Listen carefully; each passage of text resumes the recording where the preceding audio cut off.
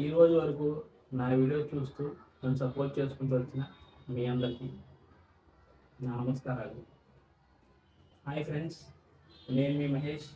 Welcome to SS astrology. మనం ఈ వీడియోలో డిస్కస్ చేసే టాపిక్ ఏంటంటే ఆరుద్ర నక్షత్రం వారి యొక్క స్వభావం మరియు వాళ్ళ యొక్క క్యారెక్టర్ అనేది ఏ విధంగా ఉంటుంది, అలాగే వాళ్ళ జీవిత కాలంలో వాళ్ళకి జనరల్గా ఫలితాలు అనేవి ఏ విధంగా ఉంటాయి అనే విషయాన్ని మనం అయితే చూద్దాం. ముందుగా ఈ నక్షత్రానికి సంబంధించిన 1-2 పాదాలు మాత్రం వృషభ రాశిలో ఉంటాయి, అలాగే 3-4 పాదాలు మిథునంలో పడతాయి. ఈ నక్షత్రానికి అధిపతి అయిన గ్రహం ఎవరంటే రాహు గ్రహం. అలాగే దీని కూడా స్పెషాలిటీ ఏంటంటే ఇది సాక్షాత్తు శివుని యొక్క నక్షత్రంగా, రుద్ర నక్షత్రంగా మనం అయితే చెప్పచ్చు. మనకున్న 25 నక్షత్రాల్లో ప్రతి నక్షత్రం ఏదో ఒక అంశాన్ని గురించి ఇండికేట్ చేస్తుంది. అదేవిధంగా ఈ ఆరుద్ర నక్షత్రం అనేది దేని గురించి చెప్తుందంటే తుఫాన్ల గురించి, బలమైన గాలుల గురించి, వీటి గురించి ఇండికేట్ చేస్తుంది. బేసికల్గా ఇది ఒక రాహు నక్షత్రం అయినందువల్ల ఎవరైతే నక్షత్రంలో జన్మిస్తారో వారికి ఎక్కువగా రాహు గ్రహానికి సంబంధించిన లక్షణాలన్నీ ఉంటాయి. తుఫాను ఏ విధంగా అల్లకల్లోలను సృష్టిస్తుందో అదేవిధంగా ఈ పర్సన్స్ అనేవాళ్ళు అల్లకల్లోలను సృష్టించగలరు. అది పాజిటివ్గా అవ్వచ్చు, నెగిటివ్గా కూడా అవ్వచ్చు. రాహు గ్రహం ఎటువంటి వాడంటే ఓన్లీ తలకాయ మాత్రం ఉంటుంది, బాడీ అనేది ఉండదు. సో ఆయనకి విపరీతమైన హై లెవెల్ ఆఫ్ ఎక్స్పెక్టేషన్స్ అంటే డిజైర్స్ అనేవి ఉంటాయి. మనం అలాగని సొసైటీలో ఒక గొప్ప స్థానానికి ఎదగాలి, ఒక గొప్పగా పేరు ప్రతిష్టలు అనేవి తెచ్చుకోవాలి. అది కూడా అందరికన్నా ముందు మనమే ఉండాలి. ఆ వెళ్ళే విధానం అనేది కూడా చాలా షార్ట్కట్లు, సింపుల్గా ఉండాలి అని ఇటువంటి స్వభావం అనేది రాహుకు ఉంటుంది.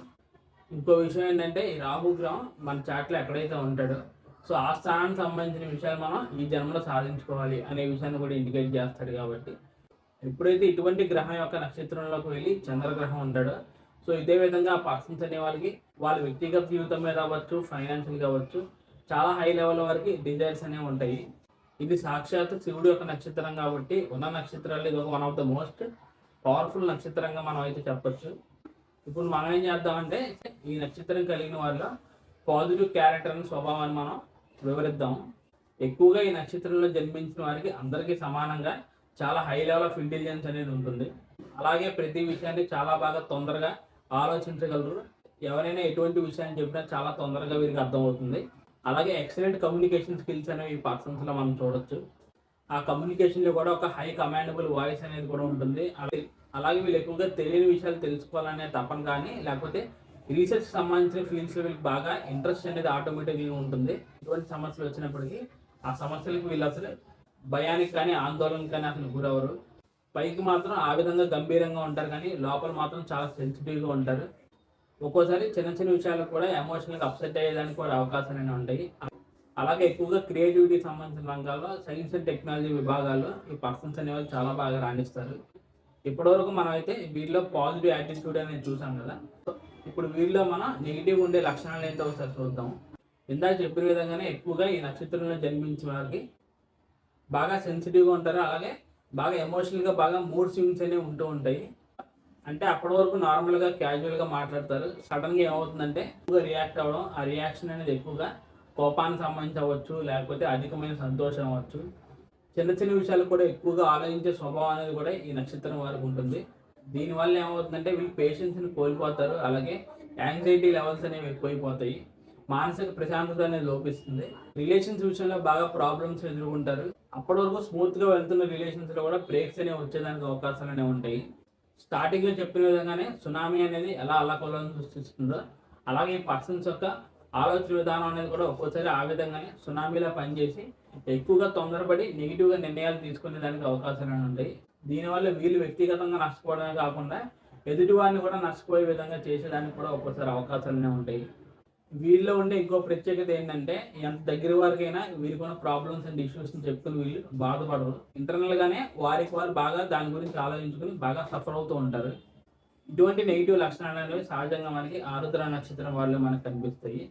ఎటువంటి రంగాలు వీళ్ళు ఎక్కువగా స్టేబుల్గా బాగా సక్సెస్ని అచీవ్ చేయగలరు అనే విషయానికి మనం వద్దాం. వీళ్ళకి తెలియని విషయాలు తెలుసుకోవాలనే ఇంట్రెస్ట్ అనేది బేసికల్గా స్ట్రాంగ్గా ఉంటుంది. కాబట్టి ఏదైనా రీసెర్చ్కి సంబంధించిన విభాగాల్లో చాలా బాగా రాణిస్తారు. అదేవిధంగా ఏదైనా కోడింగ్ రంగాల్లో, మెడిసిన్ రంగాల్లో, సైకాలజిస్టులుగా కూడా బాగా రాణించడానికి అవకాశాలు అనేవి ఉంటాయి. అదేవిధంగా రాహుగ్రహ ప్రభావం కారణంగా ఇంకా చాట్లో ప్లేస్మెంట్స్ అనేవి ఫేవరబుల్గా ఉంటే రాజకీయంగా కూడా బాగా రాణిస్తారు. అలాగే శుక్రగ్రహం ప్రభావం కారణంగా ఏదైనా ఎడిటింగ్ సంబంధించిన విభాగాల్లో, మీడియా విభాగాల్లో కూడా రాణించడానికి అవకాశాలు ఉంటాయి అన్నమాట. ఇక మ్యారేజ్ గురించి, రిలేషన్స్ గురించి చెప్పాలంటే సహజంగా వీరికి రిలేషన్షిప్స్ అనేవి అంత తొందరగా బాగా యోగించవు. కానీ మీ యొక్క వ్యక్తిగత జాతకాల్లో కలత్ర స్థానం అనేది ఫేవరబుల్గా ఉంది. సప్తమ స్థానంలో కానీ, సప్తమాధిపతికి కానీ ఓన్లీ పాజిటివ్గా కాంబినేషన్స్ కనుక ఫామ్ అయినట్లయితే అప్పుడు ఆరుద్ర నక్షత్రం వారికి కూడా మ్యారేజ్ లైఫ్ అనేది చాలా బాగుంటుంది. ఈ విధంగా పాజిటివ్ ఆస్పెక్ట్ కనుక ఫామ్ అయినట్లయితే ఈ పర్సన్స్ అనేవాళ్ళు రిలేషన్స్ విషయంలో చాలా సీరియస్గా ఉంటారు. అలాగే చాలా లాయల్గా ఉంటారు అనమాట. అంటే నమ్మక ద్రోహం అనేది చేయరు.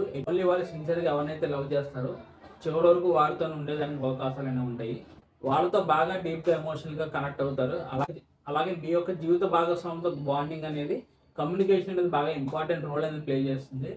మీ భార్య లేదా భర్తకు సంబంధించిన ప్రతి విషయంలో మీరు వ్యక్తిగతంగా కానీ లేకపోతే ఆర్థికంగా కానీ ఒక గొప్ప ప్రొటెక్షన్ కూడా అందించడానికి అవకాశాలు ఉంటాయి అన్నమాట. ఇప్పుడు అలా కాకుండా ఇదే నక్షత్రానికి చెందిన వాళ్ళు సప్తమాధిపతి మరియు మ్యారేజ్ హౌస్ అనేది సరిగ్గా లేకుండా కనుక ఉన్నట్లయితే అప్పుడు వీళ్ళకి రిలేషన్స్ విషయంలో నెగిటివ్ కాంబినేషన్స్ కూడా ఫామ్ అవుతాయి. దీనివల్ల ఏమవుతుందంటే వీళ్ళకి మానసికంగా మ్యారేజ్ లైఫ్లో ప్రశాంతత అనేది ఉండదు. ఎక్కువగా నా భార్య లేదా భర్త అనే వాళ్ళని అర్థం చేసుకోవట్లేదని బాగా ఎమోషనల్గా ఫీల్ అయ్యేదానికి అవకాశాలు ఉంటాయి. దీనివల్ల ఏమవుతుందంటే ఆటోమేటిక్గా వారి మధ్య కమ్యూనికేషన్ గ్యాప్ అనేది బిల్డ్ అవుతుంది. ఎక్కువగా నాకు వ్యక్తిగతంగా స్వేచ్ఛ కావాలి, అలాగే నాకు సంబంధించిన విషయాల్లో మీరు తలదూర్చకండి అని ఇటువంటి మిస్అండర్స్టాండింగ్స్ కూడా వారి మధ్య బిల్డ్ అవుతాయి. ఇంకా మీ వ్యక్తిగత జాతకాల్లో నెగిటివ్ ఇన్ఫ్లుయెన్స్ కనుక ఉన్నట్లయితే ఏదైనా ఎక్స్టర్నల్ ఎఫైర్స్ అనేవి కూడా క్రియేట్ చేయడానికి అవకాశాలు ఉంటాయి. కాబట్టి కొద్దిగా జాగ్రత్త వహించడం అనేది అవసరం. ఇక స్పిరిచువల్ పరంగా కూడా ఇందాక చెప్పిన విధంగానే ఈ పర్సన్స్ అనే వాళ్ళకి తెలియని విషయాలు తెలుసుకోవాలని తపన అనేది ఉంటుంది. కాబట్టి స్పిరిచువల్ యాక్టివిటీస్లో బాగా రాణిస్తారు. అంటే యంత్ర తంత్ర మంత్ర విద్యల్లో కానీ, లేకపోతే ఒక మంత్ర సాధనలో కానీ, లేకపోతే ఇదే విధంగా ఒక ఆస్ట్రాలజీ రంగంలో కూడా ఈ పర్సన్స్ అనే వాళ్ళకి మంచి ఇంట్రెస్ట్ అని అలాగే రాణించడానికి అవకాశాలు ఉంటాయి. ఇనీషియల్ వయసులో వీరికి స్పిరిచువాలిటీ అనేది ఉండదు, కానీ ఒక మెచ్యూరిటీ ఏజ్ అనేది దాటిన తర్వాత ఆటోమేటిక్గా స్పిరిచువల్గా మారేదానికి అవకాశాలు ఉంటాయి. 30 నుండి 32 సంవత్సరాల వీరికి ఆటోమేటిక్గా స్పిరిచువాలిటీ పట్ల ఒక అట్రాక్షన్ అనేది ఫామ్ అవుతుంది. చివరిగా ఈ నక్షత్రం యొక్క ప్రభావం కారణంగా ఆ పర్సన్స్ అనేవాళ్ళు ఏ విధంగా సక్సెస్ని అచీవ్ చేయగలరు అనే విషయాన్ని ఒక ఎగ్జాంపుల్ తీసుకుని నేనైతే డిస్కస్ చేస్తాను. నేను ఇక్కడైతే తులా లగ్నాన్ని తీసుకుని అష్టమ స్థానంలో శుక్ర చంద్ర గ్రహాలను తీసుకున్నాను. అలాగే లాభస్థానంలో శని గ్రహాన్ని తీసుకున్నాను. ఈ చంద్రగ్రహం ఆరుద్ర నక్షత్రంలో 2వ పాదంలో ఉన్నాడో మనం భావిద్దాం. ఎవరైతే ఆరుద్ర నక్షత్రం 2వ పాదంలో జన్మిస్తారో అటువంటి కాంబినేషన్ ఉన్న వారి మీద శుక్ర రాహు గ్రహాల యొక్క ప్రభావం అనేది బై బర్త్ ఉంటుంది. కాబట్టి వాళ్ళు ఎక్కువగా జీవితంలో బాగా పైకెదిగి అందరిలా కాకుండా వారు ఒక ప్రత్యేక గుర్తింపు, ఒక సెలబ్రిటీ లెవెల్ ఫాలోయింగ్ అనేది వారికి ఉండేదానికి అవకాశాలు ఉంటాయి. ఇక్కడ నేను తీసుకున్న ఎగ్జాంపుల్ ఏమైందంటే అష్టమాధిపతి అయిన శుక్రగ్రహం అష్టమంలో చాలా బలంగా స్వక్షేత్రంలో ఉంటూ, దశమాధిపతి అయిన చంద్రుడు కూడా ఇక్కడ అష్టమంలో ఉచ్చరాశిలో ఉన్నాడు. అలాగే తులా లగ్నానికి రాజయోగాన్ని ఇచ్చే శని గ్రహం ఇక్కడ లాభస్థానంలో ఉంటూ ఆయన బలమైన దశమ దృష్టి అనేది ఇక్కడ అష్టమ స్థానం మీద ఉంది. ఈ విధంగా ఇక్కడ మనం చూసినట్లయితే అష్టమ స్థానానికి కంప్లీట్గా శుభత్వం అనేది వచ్చింది. సో దీనివల్ల ఏమవుతుందంటే ఈ పర్సన్స్ అనేవాళ్ళు ఏదైనా రీసెర్చ్ విభాగాల్లో కానీ, మెడిసిన్ విభాగాల్లో కానీ, ఇందాక చెప్పిన విధంగా ఏదైనా స్పిరిచువల్గా ఒక మంత్ర సాధన కానీ ఇటువంటి రంగాల్లో ఈ పర్సన్స్ అనేవాళ్ళు చాలా బాగా రాణించగలరు. ఓన్లీ రాణించడం మాత్రమే కాదు, ఆయా రంగాల వారికి ఒక ప్రత్యేకమైన గుర్తింపును అనేది ఈ ప్లేస్మెంట్ అనేది ఇస్తుంది.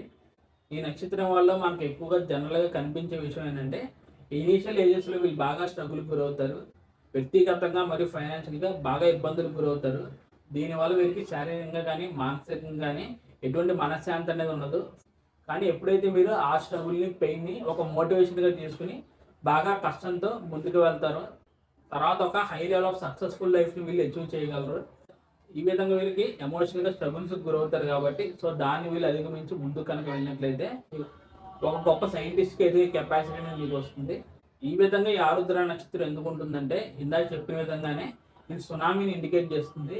ఎప్పుడైతే ఆ సునామీ అనేది ఆ విధంగా అలకల్లోనం సృష్టించి వెళ్ళిపోతుందో తర్వాత ఆటోమేటిక్గా మనకు ఒక ప్రశాంతమైన వాతావరణం అనేది ఉంటుంది. ఇదే విషయాన్ని మనం శివుడితో పోలిస్తే ఏమవుతుందంటే ఆయన్ని కూడా మనం ఒక ప్రళయకారకుడిగా చెప్తాము.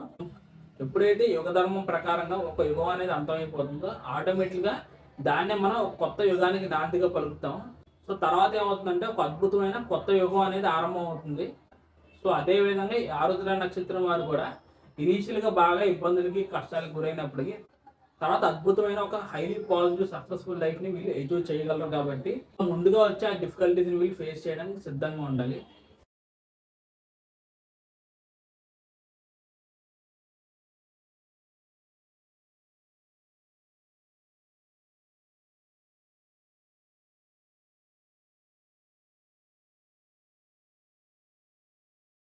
ఇక చివరిగా మనం ఒక నెగిటివ్ ఎగ్జాంపుల్ తీసుకుని ఈ వీడియోని అయితే ఎండ్ చేద్దాం.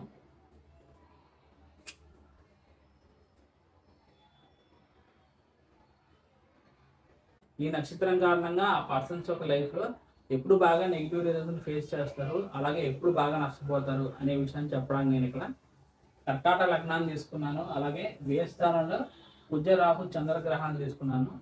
ఈ చంద్రగ్రహం ఆరుద్ర నక్షత్రం 4వ పాదంలో ఉన్నాడు అని మనం భావిద్దాము. అలాగే ఈ లగ్నానికి సంపూర్ణ పాపగ్రహమైన శని గ్రహాన్ని దశమ స్థానంలోను, అందులోనూ ఆయన ఒక ప్రత్యేక దృష్టి అనేది ఇక్కడ ఈ వ్యయ స్థానం మీద ఉంది. ఎవరైనా ఆరుద్ర 4వ పాదంలో పుట్టినట్లయితే ఆ పర్సన్స్ అనే వాళ్ళకి ఏమవుతుందంటే బుధరాహు గ్రహాల యొక్క ప్రభావం అనేది లైఫ్ టైం ఉంటుంది. సో దానివల్ల ఏమవుతుందంటే వాళ్ళు ప్రతి చిన్న చిన్న విషయాలు కూడా ఎక్కువగా అధికంగా ఓవర్ థింకింగ్ అనేది చేస్తారు. సో దానివల్ల వాళ్ళకి ఏమవుతుందంటే పేషెన్స్ లెవెల్స్ అనేవి బాగా తక్కువగా ఉండి యాంగ్జైటీ లెవెల్స్ అనేవి ఎక్కువ అవుతాయి. ఇక్కడ మనం తీసుకునే ఎగ్జాంపుల్ ఏమైందంటే లగ్నాధిపతి అయిన చంద్రగ్రహం వ్యయ స్థానంలో 4వ పాదంలో ఉంటుంది. ఈ లగ్నానికి ఇంకో పాపగ్రహం అయిన రాహు గ్రహం ఇక్కడ చంద్రగ్రహంతో కలిశాడు. అలాగే దశమాధిపతి అయిన కుజగ్రహాన్ని 12వ స్థానంలోను, ఈ దశమ స్థానంలో ఒక పాప అయిన శని గ్రహం, అందులోనూ ఆయన ప్రత్యేక దృష్టి అనేది ఈ 12వ స్థానం మీద ఉంది కాబట్టి సో ఎప్పుడైతే ఇటువంటి కాంబినేషన్ అనేది ఎవరికైనా ఉంటుందో ఆ పర్సన్స్ అయిన వాళ్ళకి కెరీర్ విషయంలో ఒక విపరీతమైన కన్ఫ్యూజన్ అనేది క్రియేట్ అవుతుంది. ఒకవేళ వాళ్ళు ఏదైనా రంగంలో ఉన్నప్పటికీ ఆ రంగంలో నిలకడగా ఉండడం చాలా కష్టం అవుతుంది. ఈ నక్షత్రం ప్రభావం కారణంగా వారికి హై లెవెల్ ఆఫ్ ఇంటెలిజెన్స్ అనేది ఉన్నప్పటికీ ఆ తెలివితేటలను వాళ్ళు సద్వినియోగం చేసుకోలేకపోతారు. దానికి రీజన్ అనేది ఏదైనా అవ్వచ్చు. ఇటువంటి కాంబినేషన్ అనేది జనరల్గా ఏ విధంగా పనిచేస్తుందంటే ప్రతి చిన్న చిన్న విషయానికి బాగా కోపానికి ఆవేశానికి గురవడం, విపరీతంగా ఆలోచించడం, ఇది చేస్తే ఏమవుతుంది అది చేస్తే ఏమవుతుంది అని ఒక భయానికి ఆందోళనకి గురవడం. ఇటువంటి మైండ్ సెట్ ఉండడం వల్ల ఫైనల్గా ఏమవుతుందంటే ఆ పర్సన్స్ అనే వాళ్ళకి సక్సెస్ రావడం అనేది చాలా కష్టం అవుతుంది. ఇప్పుడు నేను చెప్పిన విధంగా ఎవరికైనా నెగిటివ్ కాంబినేషన్స్ కనుక ఉన్నట్లయితే వాళ్ళు ఖచ్చితంగా రెమెడీస్ అనేవి చేయాలి. ఎక్కువగా వీళ్ళు మానసికంగా స్ట్రాంగ్ అవ్వాలి కాబట్టి ఏదైనా మెడిటేషన్ కానీ యోగా కానీ సహాయం చేస్తుంది. అలాగే మీకు కుదిరినప్పుడు సోమవారాలు రుద్రాభిషేకం చేసుకోవడం, రాహుకు సంబంధించిన స్తోత్రాలు చదవడం కూడా మంచిది. ఫైనల్గా ఇది ఫ్రెండ్స్ నా వీడియో అనేది ఆరుద్ర నక్షత్రం వారి యొక్క స్వభావం అనేది ఎలా ఉంటుంది, అలాగే వారి జీవితంలో ప్రధానంగా ఎటువంటి ఫలితాలు అనేవి ఉంటాయి అనే విషయం గురించి నేనైతే ఈ కాన్సెప్ట్ సంబంధించిన అన్ని విషయాలు మీతో చెప్పానని అనుకున్నాను. ఇంకా మీకు దీనికి రిలేటెడ్ ఏదైనా డౌట్స్ కనుక ఉన్నట్లయితే మీరు తప్పకుండా కమెంట్ చేయండి. ఎందుకంటే మీరు పెట్టే ప్రతి రిలవెంట్ కామెంట్కి నేనైతే రిప్లై ఇస్తాను. So thank you friends, thank you for watching my video and thank you so much for your time. నా సైడ్ నుంచి రిక్వెస్ట్ ఏంటంటే ఈ వీడియో కనుక మీకు ఇన్ఫర్మేటివ్గా నచ్చినట్లయితే తప్పకుండా ఈ వీడియోని అయితే లైక్ చేసి నా ఛానల్ సబ్స్క్రైబ్ చేసుకోండి. ఇక మీరు ఎవరికైనా వ్యక్తిగతంగా నన్ను సంప్రదించాలనుకుంటే స్క్రీన్ మీద కనిపిస్తున్న నెంబర్కి సంప్రదించండి. నేను ఇలాగే వచ్చే అప్కమింగ్ వీడియోస్లో మరిన్ని ఇంట్రెస్టింగ్ వీడియోస్తో మీ ముందుకు వస్తాను. అప్పటి వరకు bye friends, see you very soon and జై హింద్.